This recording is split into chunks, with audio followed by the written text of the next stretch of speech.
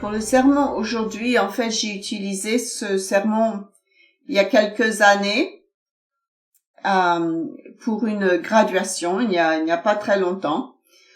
Le titre donc de mon sermon, La peur est une réaction, le courage est un choix.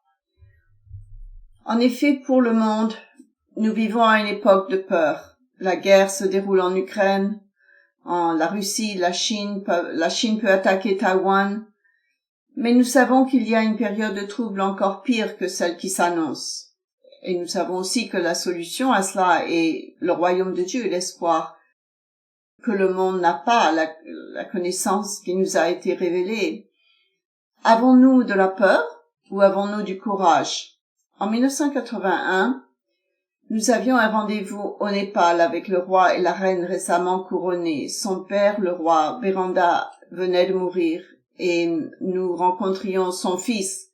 La rencontre avec le roi Miranda et la reine Aishwarya, ils avaient entendu parler du roi et de la reine de Thaïlande, combien la fondation avait fait pour avec nos étudiants et monsieur Armstrong. Le Népal était un pays très pauvre, très peu éduqué, et ils ont cherché de l'aide. Ils nous ont donc demandé de venir leur rendre visite. Ce que nous avons fait, nous avons parlé des problèmes au Népal, la corruption gouvernementale, l'aide étrangère dont ils avaient besoin.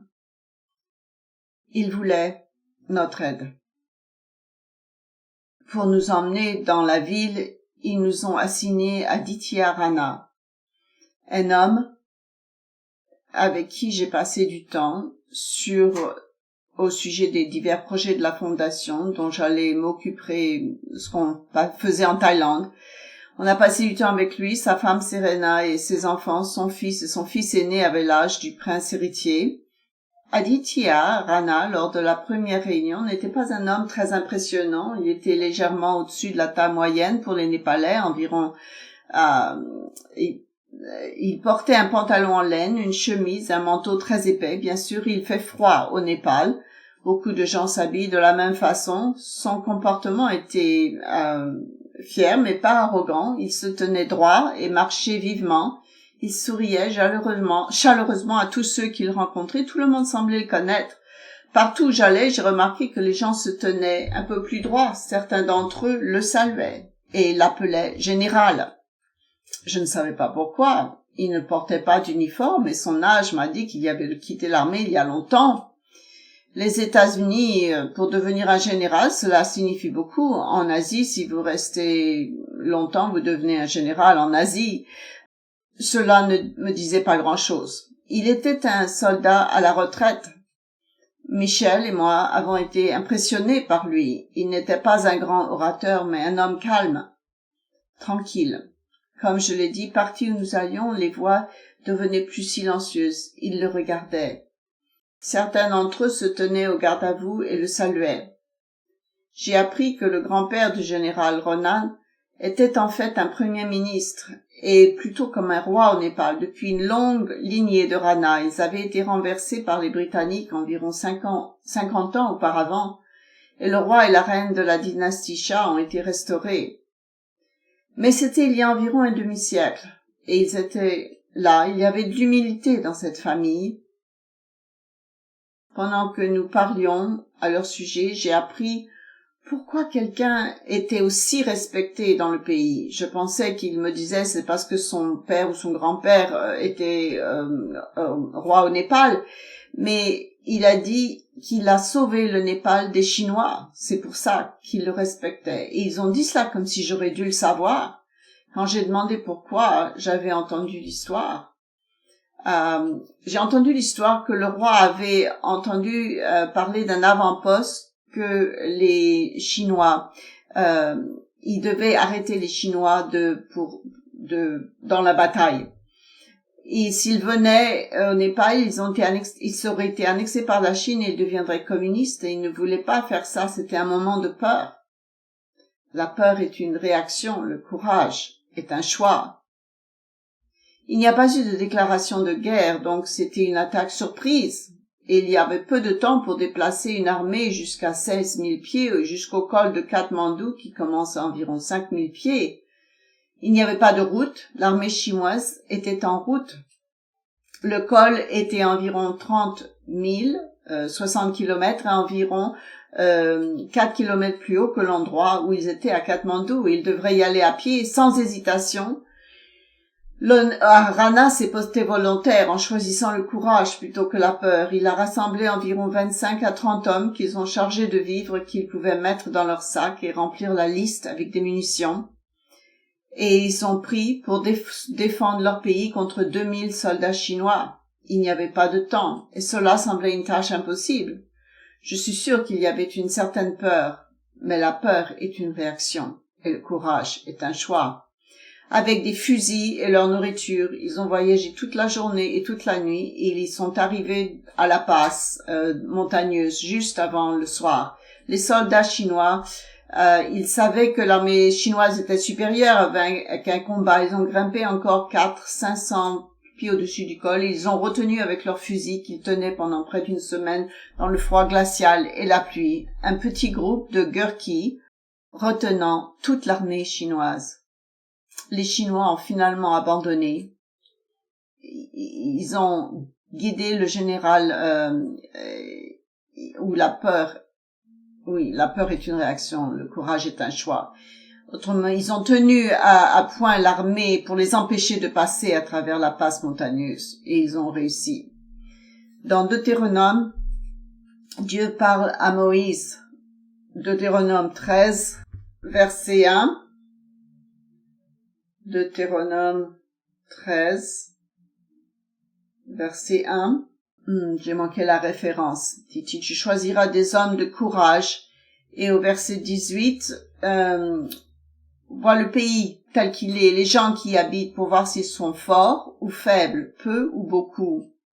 Et la terre, si la terre où ils habitent est bonne ou mauvaise, et si les villes sont intenses ou les forteresses, et la terre est-elle grasse ou maigre, y a-t-il du bois?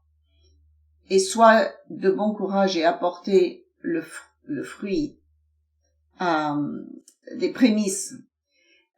J'ai manqué la référence, je m'excuse, je traduis ce qu'il dit. Vers Moïse et Aaron, vers toute l'assemblée d'Israël, au verset 27, ils lui dirent que nous sommes venus dans ce pays où tu nous as envoyés. Sûrement, il y coule le lait, le miel, et ceci en est les prémices. Néanmoins, les gens sont forts, ils habitent le pays, les villes sont fortifiées.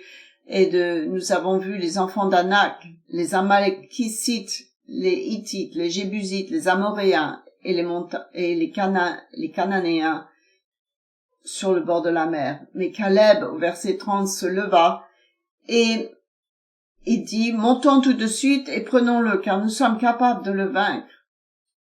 Le courage est un choix. Mais les hommes qui sont montés avec lui disent, nous ne sommes pas en mesure d'aller contre ces hommes, car ils sont plus forts que nous le craignons. La crainte, la peur est une réaction. Les enfants d'Israël, ils sont passés chercher un agneau. Ils ont vu des hommes de grande stature, des géants, les fils d'Anak qui venaient des gens. Nous sommes comme des sauterelles. Ils avaient peur. 10 d'entre eux, seulement Joshua et Caleb, ont eu le courage. Les enfants d'Israël ont murmuré contre Moïse. Ils ont dit, on aurait dû retourner au pays d'Égypte pour y mourir. Maintenant, nous sommes ici dans ce désert pour y mourir. Verset 2, pourquoi le Seigneur nous a amenés sur cette terre à tomber par l'épée pour nos femmes et nos enfants, soit une proie? Ça n'aurait pas été mieux de rester en Égypte? Ils ont commencé à blâmer Dieu, ils oubliaient les miracles, ils ne se souvenaient que des fléaux. Là, à nouveau, la peur est une réaction, mais le courage est un choix. Ils ont laissé la peur les arrêter au point de pratiquement renier Dieu, même s'il venait juste de les délivrer. Il avait levé les murs de la mer Rouge. Il avait créé tous les fléaux pour les délivrer. Josué et Caleb ont fait preuve de courage et de confiance en Dieu, et ils ont dit, prenons la terre. Même quand les gens n'écoutaient pas, ils sont allés jusqu'à vouloir lapider Moïse et Aaron. Et au verset 14, Dieu dit, je vais les frapper et les déshériter. Mais je ferai de toi, Moïse dit, une grande nation. Nous voyons l'humilité de Moïse. Il montre qu'en raisonnant avec Dieu pour les sauver, il était humble. Et il ne voulait pas sa gloire à lui. Donc, Dieu dit, tu dis à Dieu, si ils meurent ici, ils ne te verront pas comme le Dieu Tout-Puissant. Alors pardonne leurs péchés, et Dieu leur pardonna. Nous pouvons aussi réagir par la peur. Notre ennemi est Satan le diable. Il est énorme. Mais Dieu nous a donné de l'aide. Dans 2 Timothée 1, verset 7, il faut se demander si nous avons la réputation et le courage de Josué et de Caleb, ou l'humilité de Moïse. Ceux qui ont montré avant nous ont montré le prix du courage et le gain le prix de la peur et le gain du courage. Dans 2 Timothée chapitre 1, verset 7. Car ce n'est pas un esprit de timidité que Dieu nous a donné. Au contraire, son esprit nous remplit de force, d'amour et de sagesse. N'ayez donc point honte du témoignage à rendre à notre Seigneur, dit de moi son prisonnier. Paul avait du courage. La peur est une réaction. Le courage est un choix. Mais l'Esprit de Dieu devait être notre choix. Maintenant, reportez-vous à Marc, chapitre 14, pour regarder ce que les disciples ont fait. Marc 14, Jésus est sur le point d'être crucifié. Ils ne le savent pas. Ils sont comme un groupe de frères ensemble. Et Jésus leur dit, au verset 27, vous serez tous scandalisés, Marc 14, 27, car il est écrit, je frapperai le berger et les brebis seront dispersées, mais après que je serai ressuscité, je vous précéderai en Galilée. En verset 29, Pierre lui dit, quand tous seraient scandalisés, moi je ne serai pas scandalisé. Jésus lui a dit, je te le dis, en vérité, toi aujourd'hui, cette nuit même, avant que le coq chante 2 fois, tu me renieras 3 fois. Et au verset 31, mais Pierre reprit plus fortement. Il avait de l'audace. Quand il me faudra mourir pour toi, je ne te renierai pas. Et tous dirent la même chose. C'est assez audacieux. On se tiendra debout pour toi. Mais Jésus prie, puis Judas vient avec les soldats pour l'emmener. Et au verset 45 de Marc 14, il lui dit, donc Judas s'approche de Jésus et lui donne un baiser. Et au verset 47, il est dit, un de ceux qui étaient là tirant l'épée frappa le serviteur du Seigneur, souverain sacrificateur, et lui emporta l'oreille. Il était désireux d'être audacieux, d'avoir de l'audace à la façon humaine, mais pas à la façon divine. Jésus leur dit, vous êtes venus comme après un brigand avec des épées pour vous emparer de moi. En passant au verset 50, alors tous l'abandonnèrent. Ils avaient dit, oh, on ne te quittera jamais. Et tous l'ont abandonné et prirent la fuite, parce que la peur est une réaction, mais le courage est un choix. Le Christ avait le courage, ils avaient peur. Vous n'avez pas besoin de rester dans la peur. Dans Acte 2, Pierre les a suivis et il allait maintenant choisir le courage. Au verset 22, dans Acte 2, verset 22, Homme israélite, écoutez ces paroles, c'est un discours de Pierre, n'est-ce pas? Cet homme à qui Dieu a rendu témoignage devant vous par les miracles, les prodiges et les signaux qu'il a opérés devant vous, cet homme livré selon le dessein, etc. Vous l'avez crucifié au verset 23, vous l'avez fait mourir par la main des impies, parce que c'était un sermon puissant. Et c'était il leur a dit, repentez-vous et soyez baptisés. Maintenant, il était audacieux. C'était quelque chose de très spécial, mais à la façon divine. Quand il l'a obtenu pour cette audace, dans Actes chapitre 3, verset 1, ce qu'ils ont reçu pour cette audace, et c'est cela. Pierre et Jean montaient ensemble au temple, c'était la 9e heure. Il y avait un homme boiteux qu'on portait et ils voient Pierre et Jean qui sont prêts d'entrer dans le temple. Et Pierre, de même que Jean, fixa les yeux sur cet homme et il dit « Regarde-nous ». Il les regarda attentivement, s'attendant à recevoir d'eux quelque chose. Alors Pierre lui dit « Je n'ai ni argent ni or, mais ce que j'ai, je te le donne. Au nom de Jésus-Christ de Nazareth, lève-toi et marche. » Et le prenant par la main droite, il le fait lever. Au même moment, ses pieds et ses chevilles devinrent fermes. Et qu'est-ce qu'ils ont obtenu pour cette audace, pour ce miracle? Verset 3, du verset 4, tout le monde le vit et ils reconnaissent que c'était celui qui était allé. Ils ont vu que cet homme avait été guéri. Ils ne pouvaient pas nier ce qui s'était passé. Il y était depuis 40 ans à cette porte. Au verset 16, un miracle remarquable a été fait. Et ils leur ont demandé de ne pas enseigner au nom de Jésus. Jean et Pierre dirent, et maintenant je sais que vous avez, mais Dieu a accompli de la sorte et que repentez-vous.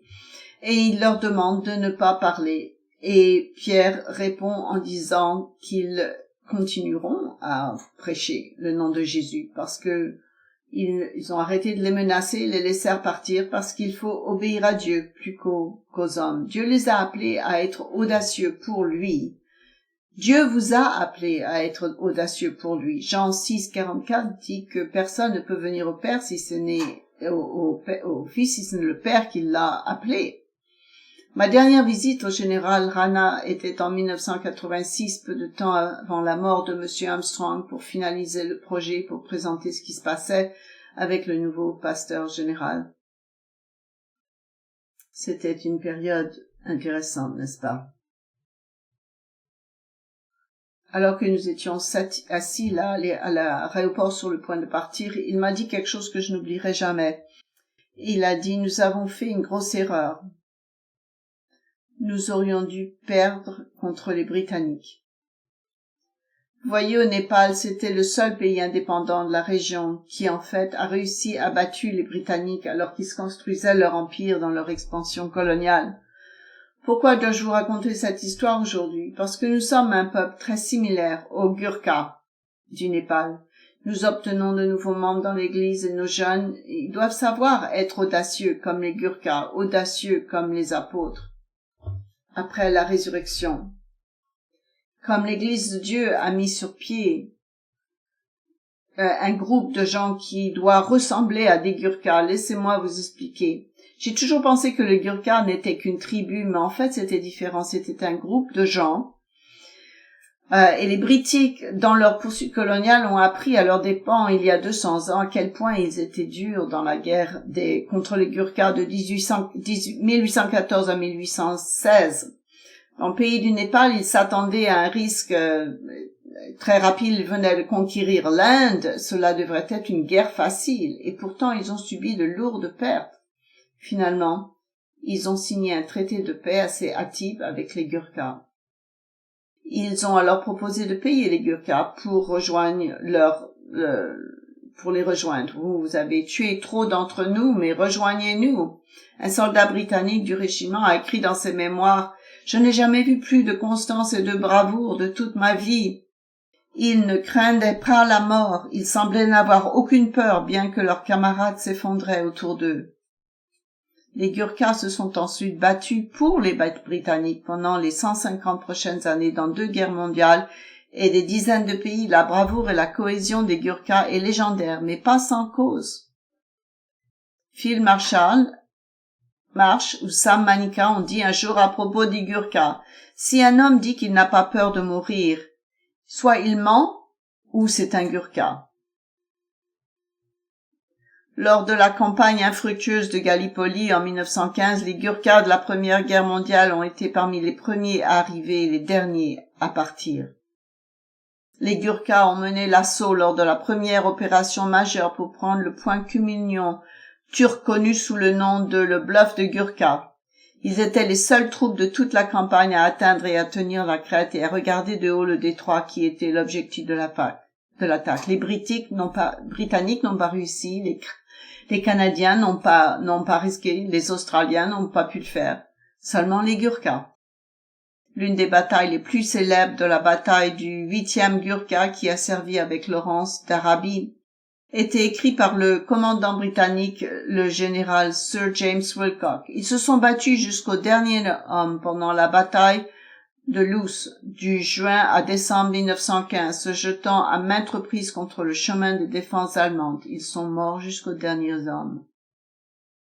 Tout le monde voulait que les Gurkhas se battent pour eux. Pourquoi? Ils étaient fidèles à leur parole. Ils étaient prêts à mourir plutôt que de trahir un ami ou d'abandonner dans un combat. Ils n'ont jamais abandonné et ils n'ont jamais arrêté. La peur est une réaction. Le courage est un choix. Pourquoi est-ce que je compare ce petit groupe de gens qui a tenu tête à l'Empire britannique à nous? Eh bien, chaque année, nous recevons un petit groupe d'étudiants qui viennent au collège, à l'ABC. Ils viennent ici avec un seul but en tête pour apprendre à vivre à la parole de Dieu et à défendre la foi. Tout comme l'Église, nous sommes tous appelés d'un milieu très divers. Un groupe de personnes pour apprendre et vivre la voie de Dieu. Depuis 6000 ans, mais Dieu a sélectionné très peu de personnes pour faire partie de ses prémices. Une partie de son armée aujourd'hui est dispersée, non seulement à travers des pays de la distance, mais dans le temps, au fil des ans, il y a 2000 ans, il y a 5000 ans. Les Gurkhas n'étaient pas un seul peuple, comme je l'avais pensé, avec une sorte de loyauté particulière envers leur tribu. Les recrues Gurkhas appartenaient en fait à de nombreux groupes tribaux différents, groupes ethniques, le Magar, le Seg, le Lembu, le Garang, le Tamang, les tribus Karanti qui étaient d'origine mongole, tibétaine. Il y avait aussi l'ethnie Rajit et les tribus Tretori et Brahmana. Ils se rejoignaient tous pour former ce qu'on appelle les Gurkhas et ils ont une chose en commun. Ils mettent de côté leur unicité tribale pour un plus grand sens et un signal de but et de substance. Ils deviennent un pour une seule cause, et cela fait d'eux une force formidable. La Bible décrit les gens dans 1 Pierre 2, verset 9, si vous voulez bien vous y reporter. 1 Pierre 2, verset 9, vous l'avez peut-être mémorisé. 1 Pierre 2, verset 9. Vous êtes une race élue, un sacerdoce royal, une nation sainte, un peuple acquis, afin que vous annonciez les vertus de celui qui vous a appelés des ténèbres. Vous qui autrefois n'étiez pas un peuple, mais qui maintenant êtes le peuple de Dieu, vous qui n'aviez pas obtenu miséricorde et qui maintenant avez obtenu miséricorde. Chacun d'entre nous, nous venons d'horizons différents, mais nous sommes devenus l'armée de Dieu. Lorsque nos gens ne peuvent pas venir chaque année, viennent en août à l'ABC, ils sont un groupe d'individus différents, bien entendu. Ils doivent apprendre à se donner eux-mêmes, à travailler avec des gens qu'ils ne connaissaient peut-être pas avant. Ils doivent organiser des activités telles que les activités de service, des enchères, de tâches caritatives. Ils deviennent une équipe et une force de bien pour l'Église. De même, Dieu vous a sélectionné pour faire partie d'un groupe d'individus venant du monde entier, de différentes origines ethniques, différentes nationalités, différentes races. Nous devons diffuser le message de Dieu et du royaume et aider à faire des disciples. Nous, le personnel, ne pouvons pas faire en sorte que les étudiants deviennent un. Les ministres les ministres ne pouvons pas faire en sorte que le peuple de Dieu devienne un. Cela doit être un choix que chacun de nous faisons, un choix. Les jeunes que nous ne pouvons pas vous instiller l'humilité, nous ne pouvons pas vous forcer à servir, nous ne pouvons pas vous forcer à être courageux, puisque personne ne peut faire forcer quelqu'un à devenir un Gurkha. C'est un choix que chacun de nous doit faire. La peur est une réaction. Peut-être avez-vous eu de la peur en venant dans l'Église de Dieu.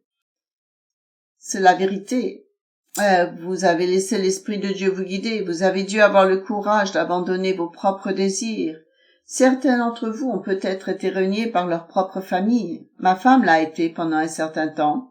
Certains d'entre vous ont perdu leur emploi pour pouvoir observer le sabbat et les jours saints. Mais vous avez choisi le courage et vous avez commencé le voyage vers ce seul objectif, le royaume de Dieu. Nos jeunes sont confrontés à des défis scolaires et le monde autour de nous, mais les gens leur disent qu'il n'y a pas d'absolu, qu'il n'y a pas de vraie vérité absolue. Tout le monde a ses propres vérités, n'est-ce pas? C'est ce qu'ils entendent autour d'eux. Si vous utilisez l'humilité, vous utilisez le courage et la connaissance que vous apprenez à construire cette relation avec Dieu et le Christ, et vous connaîtrez la vérité. Le Christ dit, ta parole est la vérité. Satan veut que vous cédiez à la fausseté et à la peur, parce que la peur est une réaction sur laquelle il compte. La peur a fait sortir beaucoup des gens de la terre promise. Quand vous entrez dans l'armée de Dieu, comme un Gurkha, vous êtes prêt à vivre ou à mourir pour une cause. Je vous demande d'assumer ce genre de bravoure spirituelle, non pas pour une bataille seulement, mais pour le reste de votre vie. Si vous êtes prêt à mourir, vous serez également légendaire, plus légendaire qu'un Gurkha, plus légendaire que le général Rana ne l'est pour son peuple et son pays. Vous serez légendaire comme Josué et Caleb, et vous entrerez dans l'agneau, dans le royaume, dans la terre promise, car la vraie terre promise est le royaume à venir. Tout comme les Gurkhas sont en demande dans ce monde militarisé, vous êtes en demande maintenant et à l'avenir. Vous apprendrez au monde comment avoir la paix, parce que vous savez comment, vous avez appris comment. Le monde ne le sait pas encore, vos voisins ne le savent pas encore, mais vos camarades de classe ne le savent pas encore, mais ils le sauront. Oui, vous n'avez pas le choix sur ce qui va se passer. Dieu contrôle ça. Vous avez juste le choix de savoir si vous voulez en faire partie ou pas. C'est votre choix. Vous pouvez réagir dans la peur, dans la crainte. La terre promise, vous pouvez trahir votre vocation et fuir comme les disciples. Vous pouvez rationaliser votre comportement. Vous pouvez faire partie de la victoire dans l'armée de Dieu. C'est un choix. Ce monde est construit sur des mensonges. Les gouvernants sont corrompus, des médias envoient une narrative qu'ils veulent que vous croyiez au lieu de la vérité. C'est la désinformation étiquetée comme vérité, et la vérité souvent est appelée désinformation. C'est le monde dans lequel on vit, dans Ésaïe 5, verset 20. Ésaïe 5, verset 20. Satan est le père du mensonge et de la division. Nous avons la preuve de cela dans le monde, dans Ésaïe 5, verset 20. Malheur à ceux qui appellent le mal bien et le bien mal, qui changent les ténèbres en lumière et la lumière en ténèbres, qui changent l'amertume en douceur et la douceur en amertume. Malheur à ceux qui sont sages à leurs yeux et qui se croient intelligents. C'est ce que ce monde fait, n'est-ce pas? Et ça s'aggrave.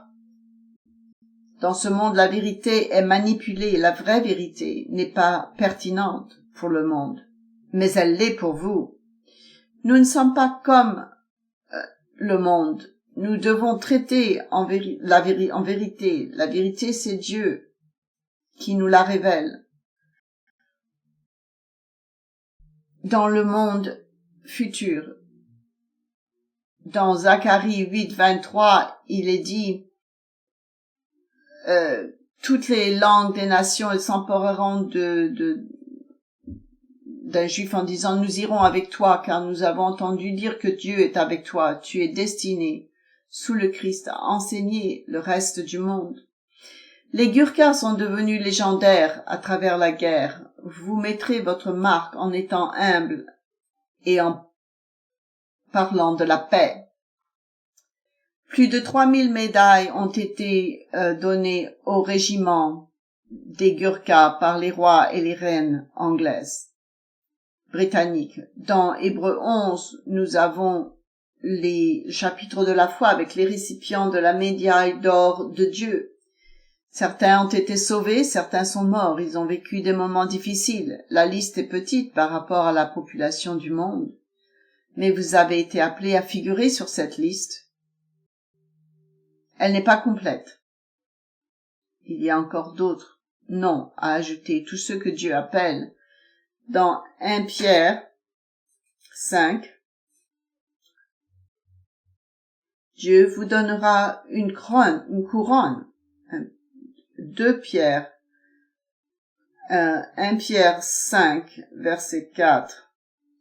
Et lorsque le souverain berger paraîtra, vous obtiendrez la couronne incorruptible de la gloire. De même, vous qui êtes jeunes, soyez soumis aux anciens, et tous, dans vos rapports mutuels, revêtez-vous d'humilité, car Dieu résiste aux orgueilleux, mais il fait grâce aux humbles. Humiliez-vous donc sous la puissante main de Dieu, afin qu'il vous élève au temps convenable.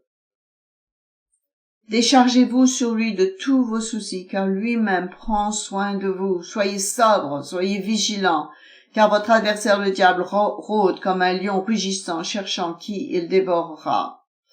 Vous n'avez pas besoin de tuer Goliath, vous n'avez pas besoin de faire des grands actes de guerre et escalader une montagne pour combattre l'armée chinoise. Vous avez le plus grand ennemi du monde, le diable. Il veut vous dévorer, il veut polluer votre esprit, il veut vous faire échouer, et veut que vous vous joigniez à lui pour appeler le mal bien et le bien mal, pour vivre dans la peur alors que vous faites réellement ce qui est bien. La peur vous rendra conforme au monde. Vous pouvez être appelé quelqu'un qui haït les autres simplement pour avoir cité les Écritures et la parole de Dieu. On nous a dit d'être un sacrifice vivant. Un verset que je cite souvent, c'est Romains 12, 1, où il est dit de présenter nos corps comme un sacrifice vivant, saint et acceptable à Dieu, pour être prêt à vivre et à mourir pour ce qu'il a pour nous, de ne pas être comme le monde, mais d'être transformé. La peur est une réaction. Le courage est un choix. Pour vous, cela signifie le courage de se sacrifier. Pour vous, c'est le courage de valoriser votre avenir plus que vous ne valorisez le présent. Pour vous, c'est le courage de se donner et votre temps dans l'obédience et dans le service. Il s'agit de faire de Dieu le Père à travers le centre de et le Christ, le centre de votre vie. Vous ferez pas face à des traumatismes dans ce passage. Nous le sens. Je dis souvent pourquoi ça nous contrarie par la façon dont Dieu choisit de nous façonner. Cela fait partie de son plan. Parfois, ces choses viennent du monde à l'extérieur de l'Église, mais parfois cela vient de l'intérieur de l'Église, malheureusement. Cela a été vrai pour moi. Les gens font des erreurs, parfois intentionnellement, parfois non. Dieu est le juge, il sait pourquoi. Ça n'a pas d'importance. Vous devez être fidèle à Dieu. Le Gurkha a vu l'ennemi et les espions. C'était l'intérieur, les miracles de la puissance de Dieu. Tout ce que les Israélites pouvaient voir, c'était les défis des géants et les villes fortifiées. Ils ont oublié ce que Dieu avait fait en Égypte. Oublions-nous? Paul nous dit dans Romains 8, 18 qu'il a estimé que les souffrances de ce monde présent ne sont pas dignes d'être par rapport à ce qui va être révélé en nous. Lorsque Dieu nous appellera pour nous donner notre récompense, vous devez considérer comme un honneur ce que vous pourriez subir. Le Gurkha est considéré comme un honneur de suivre leur code de bravoure. Vous devez considérer comme un honneur de suivre le mode de vie de Dieu, pas comme une honte. Il vous a appelé, il veut vous prouver sa volonté de suivre Dieu en faisant les petites choses, les uns pour les autres, pour l'Église, pour les êtres humains, les amis et les gens qui peut-être peuvent en venir à vous détester. De cette façon, près de la fin de ces sages, ce n'est pas facile et vous ferez face à des traumatismes. Mais la peur est une réaction et le courage est un choix. Venir dans l'église de Dieu n'est pas une partie de plaisir. Comme les espions de Canaan nous dit que le chemin est étroit et que la porte est étroite. Mais le chemin est large qui mène à la destruction. Romains 8, 36 nous dit que ils ont été tués volontairement, comme le Christ l'a fait. Il n'y a pas de gens comme le peuple de Dieu, nous sommes uniques. Les Britanniques n'ont trouvé personne comme les Gurkhas, c'est pourquoi ils leur ont demandé de se battre avec eux. en écrivant que les Gurkhas, Monsieur Ralph Lilly Turner, qui a servi dans les fusils de la troisième reine d'Alexandria pendant la Première Guerre mondiale, j'ai écrit ces derniers mots. Mes pensées sont revenues vers vous qui rugissez, mes camarades, les paysans têtus et indomptables du Népal. Une fois de plus, j'entends le rire avec lequel vous avez salué chaque difficulté. Une fois de plus, je vous vois dans votre bivouac autour de vos feux, dans les marchés, dans les tranchées, maintenant frissonnant d'humidité et de froid, si brûlés par un impitoyable soleil brûlant, sans se plaindre. Vous avez enduré la faim et la soif et les blessures, et enfin, les mensonges ont disparu dans la fumée. Les braves, les plus généreux, n'ont jamais eu de pays, d'amis plus fidèles que vous. Nous, dans l'Église, devons devenir amis. Nous devons devenir une bande de frères, des héros, dans la cause pour laquelle nous nous battons. Nos tranchées ne sont pas physiques. Notre pluie et notre froid ne sont pas physiques. Notre bataille n'est pas avec des éléments de fumée et de guerre qui se terminent en quelques mois ou quelques années. La nôtre est une bataille à vie. Nous menons un combat spirituel chaque jour que nous vivons dans le royaume de Satan. Je servirai avec plaisir aux côtés de chacun d'entre vous maintenant et à l'avenir. En tant qu'ancien ministre, je veux vous aider et vous encourager à être fort par l'exemple, par la prière. Monsieur Armstrong m'avait passé cette vérité, je l'ai servi pendant 12 ans. Et d'autres, je veux le leur transmettre afin qu'ils puissent le transmettre à leurs enfants. Dieu, en Christ, à travers le Saint-Esprit, nous tient dans ses bras. Le général Rama était fatigué de se battre, fatigué des sacrifices, et pour ce qu'il a reconnu la futilité. Pourquoi cet homme a-t-il été si entraîné qu'il pouvait escalader des montagnes et il m'a dit, nous avons fait une grosse erreur, nous aurions dû perdre contre les Britanniques. Pourquoi m'a-t-il dit ça? Il a répondu à sa propre question. Si nous avions perdu aux Britanniques, nous aurions des routes, nous aurions des ponts, nous aurions des écoles. Nous ne serions pas si pauvres et sans instruction. Nous ne serions pas besoin d'aller nous battre au monde entier. Mais au contraire, nous avons notre dignité. Il savait qu'il y avait une plus grande cause. Vous auriez pu rejeter l'appel de Dieu, faire d'autres choix. Si je peux paraphraser en réalité ce que le général Rana disait qu'il voulait mais qu'il ne savait même pas. Mais vous le savez, l'humanité, s'il s'était rendue à Dieu et son mode de vie, nous n'aurions pas eu 6000 ans de souffrance humaine, de guerre, de famine, de maladie, de crimes, de corruption, de pauvreté et misère humaine en général. Mon dernier matin au Népal, j'aimais passer dans certains magasins et bail du kukri. C'est un couteau Gurkha. J'ai été impressionnée par la bravoure des Gurkhas, mais malheureusement, comme je parlais, tous les magasins, c'était un dimanche et tous les magasins étaient fermés. Et je me suis assise là à l'aéroport, le général Rana et moi, je lui dis que je voudrais vraiment acheter un couteau Gurkha, mais je n'avais pas eu la chance. À ma grande surprise, il a atteint derrière son manteau épais, et il me sort son couteau Gurkha. C'était difficile à accepter à certains égards. Je n'ai pas voulu le croire quand il a fait ça, parce que techniquement en Asie, si vous aviez un couteau personnel, vous rompez votre relation. Vous devez soit payer pour cela, soit être considéré comme un membre de la famille. Pour moi, il devait me considérer comme un membre de la famille, pratiquement. S'il me le remettait, quand il me l'a donné, je ne pouvais pas le croire. Vous voyez, cela aurait dû aller à son fils. Mais il me l'a donné, c'est le même couteau qu'il a donné avec lequel il a combattu les Chinois dans le passé. Le même couteau qu'il a porté tout au long de sa carrière militaire. J'ai été stupéfait par le geste qu'il m'a fait. J'ai accepté son cadeau parce que le protocole dictait que je le devrais. Il y a peu de valeur intrinsèque, mais il avait une grande valeur personnelle et historique. Je voulais déballer le couteau, à moins que j'ai commencé aussi, j'ai arrêté, je l'ai remis.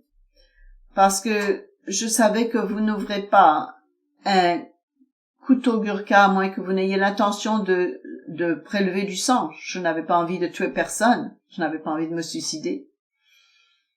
Donc, je l'ai remis dans son manchon. Je ne l'ai pas sorti. Nous devons apprendre à nous rendre à Dieu, pas avec des armes physiques, mais avec des armes spirituelles. Vous avez une arme d'offensive, vous savez. Vous connaissez les armes que nous avons, où Dieu nous dit de mettre l'armure de Dieu. Dans Éphésiens 6, verset 13. De mettre l'armure de Dieu. Au verset 10. Revêtez-vous de toutes les armes de Dieu afin de pouvoir tenir ferme contre les ruses du diable. Au verset 16, il dit, prenez par-dessus tout le bouclier de la foi avec lequel vous pouvez éteindre tous les traits enflammés du malin. Prenez aussi le casque du salut et l'épée de l'esprit qui est la parole de Dieu. Nous avons une épée. C'est notre arme offensive. La parole de Dieu. C'est comme ça que nous combattons nos batailles spirituelles et vous devriez tirer votre épée tous les jours. Dégainez-la et utilisez-la pour prélever le sang, non pas des autres, mais votre propre sang spirituel pour être plus proche de Dieu et de Christ. Vous le faites pour vous endurcir spirituellement, pour la force de votre future bataille. Vous le faites pour essayer d'être à la hauteur de l'image de votre frère aîné Jésus-Christ. Et vous lisez votre parole de Dieu pour être comme notre Père Céleste, comme le Christ l'a fait. J'espère que vous n'avez jamais peur de ce que vous pourriez souffrir en vous tenant pour Dieu. La crainte est une réaction. Le courage est un choix. Lorsque vous vous abandonnez à Dieu, il commence à construire ses ponts spirituels, ses routes spirituelles, ses écoles spirituelles dans votre cœur et dans votre esprit. Ils peuvent être écrits à propos de l'Église de la génération de cet âge, que vous devez tenir ensemble pour un but commun, qu'il soit écrit de vous, des encouragements que vous avez donnés librement, et du péché que vous ne vouliez pas commettre, de la mort dont vous n'aviez pas peur. Je n'ai jamais vu plus de stabilité, de bravoure, de gentillesse et d'humilité. Puissiez-vous vous battre avec l'épée de la parole de Dieu jusqu'au dernier homme et à la dernière femme.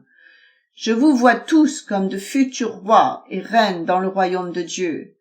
Puissiez-vous, le corps spirituel du Christ, aller de l'avant avec le courage, avec ce que vous avez appris, pour vivre toujours dans la gloire du royaume de Dieu. Vous ferez face à la peur, et cela vous provoquera une réaction.